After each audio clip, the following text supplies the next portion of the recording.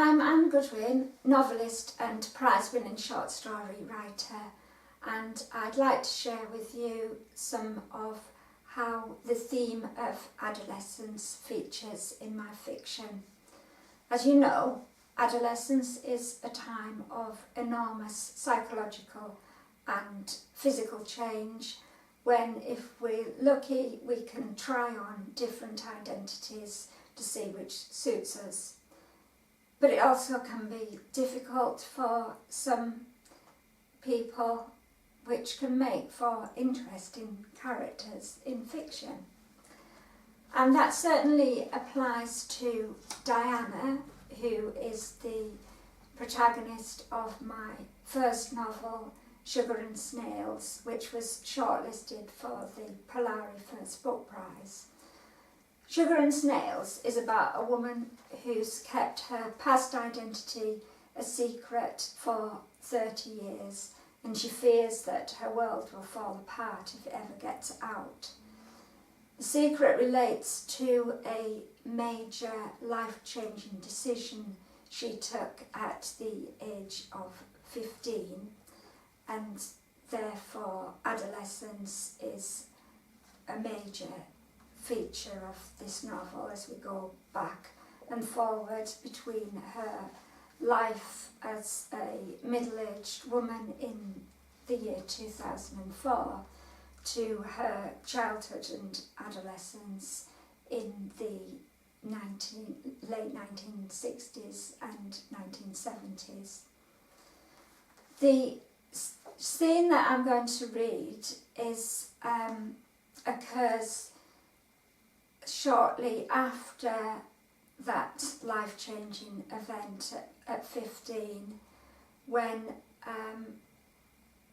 in order to give her a better opportunity to start afresh with a new set of people, a social worker she's been allocated, Ms. Thompson, has found her a place at a girls' finishing school, a boarding school called Dorothea Beale. And in this section then, which occurs in the mid-1970s, Ms. Thompson is taking Diana to her new school. As my parents didn't drive, Ms. Thompson's lime green Citroen 2CV took me to Dorothea Beale. I'd never met a Ms. before, and each time I addressed her as Miss Thompson, she sucked her teeth sharply and drummed her jewelled fingers on the steering wheel. We stopped off at a roadside cafe for tea and sandwiches. Miss Thompson left her crusts on the side of her plate. Have you thought about what you'll say to the other girls? Why you're starting in the middle of term? I'd thought of nothing else. My family had been wiped out in a plane crash, and I'd been granted a private education on the insurance money. I'd been struck down with polio and had to learn to walk again from scratch. There'd been a mix-up on the maternity ward 15 years before, and my real mother was an Arabian princess. Not really. What should I say? Best stick as close to the truth as possible, without giving too much away. It turned out Miss Thompson understood boarding school culture as little as I did. I'd spent my first week wandering the drafty corridors in my ill-fitting uniform, rehearsing my response to a question nobody asked.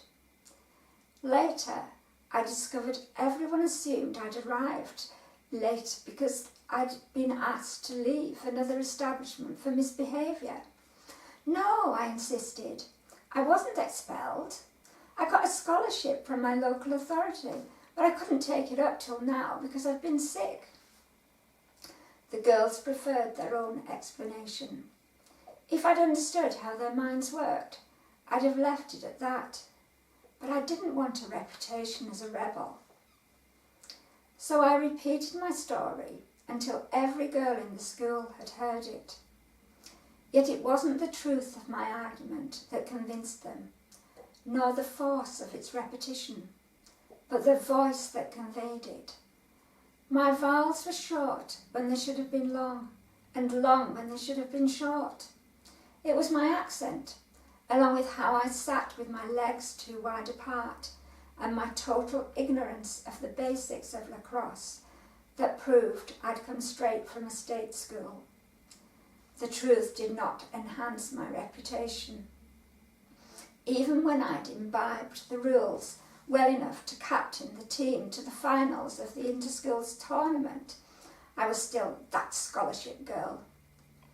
Even when I'd reformed my elocution, they still loved to chant, "Watch out, Diana's a bat," if they thought I might be getting above my station. But I was accustomed to isolation. When Miss Thompson came to check how things were going, I told her I was fine. Okay, so that's Sugar and Snails, in which adolescence is a major theme. In my second novel, Underneath, which is about a man who seeks to resolve a relationship crisis by keeping a woman captive in a cellar, adolescence isn't really a big feature, except that Steve, the main character, at the age of 40, is still a bit of an adolescent himself. He's spent 20 years travelling the world since university, doing odd jobs, and you might think that, well, he's had a lot of freedom, he's had an interesting life.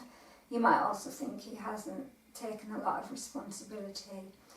But the novel starts when he's decided he wants to settle down, gets a house, gets a job as a hospital porter, and gets a very attractive woman to move in with him. And he thinks life's perfect until his partner Liesl issues an ultimatum, basically saying that if Steve isn't prepared to start a family, she's going to move out. Unfortunately for Steve, he's adamant he doesn't want children, hasn't had a father of his own, so doesn't really know what fathers do. His father actually died before he was born. And so yeah, that's the crisis. However, the short extract I'm going to read is early on when their relationship's all hunky-dory and they're looking forward to their first Christmas together.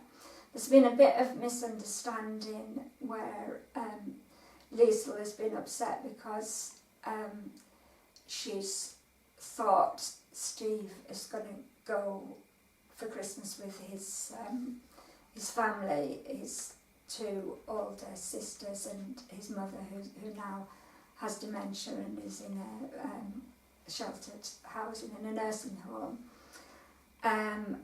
But nothing could have been further from Steve's mind. So this is him reflecting on this and reflecting on his time travelling. So it's a bit of an insight into his adolescent-ish mind.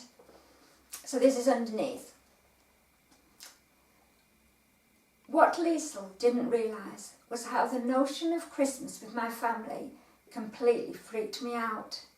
Even if she hadn't had that wacky idea of hiding away like a couple of hermits, I'd never have subjected myself to carols round the tree and Polly's overdone sprouts. When I first left home, I returned dutifully for the holidays like everyone else. My presents were always well received, even if they were the socks and hankies equivalent of whatever country I happened to be hanging out in at the time. While Mum and the twins stuffed sausage meat up the turkey's backside, I offered the boyfriends brandy and cigars. But as the years went on, the boyfriends knew their way round the drinks cupboard better than I did, and the girls were too sophisticated for third world tat. Besides, Christmas had often been the best time for picking up the kind of job that didn't require a national insurance number, and those times I didn't have work, I couldn't cough up the airfare. I remembered the sense of liberation when it dawned on me the world wouldn't end if I didn't catch a plane to that chill, grey place I'd called home. Polly still pleaded, nagged, or berated me, but whether it was on the crinkly blue airmail forms I picked up at the Post restaurant or through emoticon-riddled emails at internet cafes, she could be ignored. Now I'd moved thousands of miles closer. I wasn't about to renounce my capacity to say no. So that's Underneath, a novel about a man who unintentionally becomes a jailer, a bit of a creepy character. And then finally my selection is from my short story collection, Becoming Someone. And this is a collection of 42 short stories of different lengths, all on some aspect of the theme of identity. So some are adolescents, really people of all ages, all walks of life. The story I'm going to read from, I'm just going to read the opening, is called My Beautiful Smile, and this is a young woman in late adolescence. She's just turned 20. I'm walking past the plate glass windows of the Wellcome Foundation when they hit me with it. Above the roar of the traffic along Euston Road, cocky as a novelty ringtone. Cheer up, it might never happen. I don't flinch. I know what they're after and they're not going to get it. I keep my head down and walk on, make out I haven't heard. If I had £1 for every time I've had that said to me, I could pay for the operation in cash. I wish I had the guts to march back and smack them in the mouth. Instead, I do my mindfulness meditation as I walk along, listing everything I see that's grey. My boots, my scarf, my leggings, tarmac, pavement, sky. You know where you are with neutrals. My second favourite colour is beige. The ash falling from the cigarettes of the lads outside the Wellcome. My treacherous handbag, my hoodie, roll on the day my hair goes grey like my mum's. It would never have happened if she'd let me borrow her car, shielded by a screen, letting the lights take care of my non-verbals. As gallant as a curtsy going, after you, or as sour as a clenched fist and a scowl, I was here first. Snug behind the wheel, I marvel at the vehicle's virtuosity. But Mum doesn't trust me to drive in central London, so this week and last I came down by train. I told her I was meeting a friend at the National Portrait Gallery. When she wrinkled her nose, I said it was a girl I'd met on the chat room. Mine must be the only mother in the world who wishes her daughter would spend more time online. It wasn't so bad on the train. Both times I bagged a seat on my own, with the back of the seat in front like a barricade. Unfortunately, the tube wasn't so cosy. That's why I decided to walk from St Pancras this time. It's not a great trek to Harley Street, but I hadn't bargained for the men on their smoke break. It was too wet to walk when I came for my assessment. I took the Bakerloo line 2 stops to Great Portland Street. At first it was fine. Grey faces turned in on themselves, ears plugged into iPods or lost in the music of the train, eyes fixated on newsprint or thin air. No one giving a monkeys about anyone else, until a woman flopped onto the seat opposite at Euston Square. She'd just made it on board before the doors closed. She wriggled into place, burning for some acknowledgement of her achievement. I kept my head down, intent upon a crease in the grey leather of my bag. I had my iPhone inside, but I didn't think I'd get a signal. Besides, I've moved on from Instagram, Facebook and Twitter. Those emoticons, so beloved of my mother, make me want to scream. As the train slowed down for the station, I stood up and shuffled down the aisle. That's when I did the stupid thing. Noticed the woman opposite had a handbag identical to mine. Of course she noticed my noticing. It was the connection she'd been after from the moment she sat down. To underline the point, she cocked her head, raised her bag and grinned. A lorry driver, seeing another truck approaching, would flash its lights. But I wasn't in the car, and all I had to offer was a blank stare.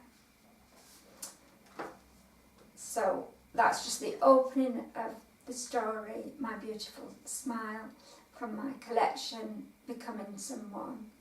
And the novels that I've been reading from was Underneath, about the man who keeps a woman captive in a cellar, and Sugar and Snails, about a woman who kept her past identity a secret for 30 years. Thanks for listening and watching.